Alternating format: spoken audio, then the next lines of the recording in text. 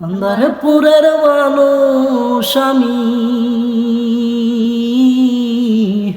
আন্দারপুরের মানুষ আমি, আন্দার গোরের বাসিন্দা।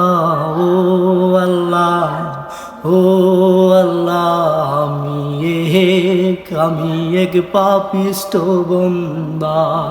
ও আল্লাহ, ও আল্লাহ, আমি এক পাপিষ্ট বান্দা। রোহটারে কবজা কইরা আজরাইলে নিব ধইরা, রোহটারে কবজা কইরা আজরাইলে নিব ধইরা, শূন্য কায়া রইব পইরা, কে শুনবে কে কার কান্না।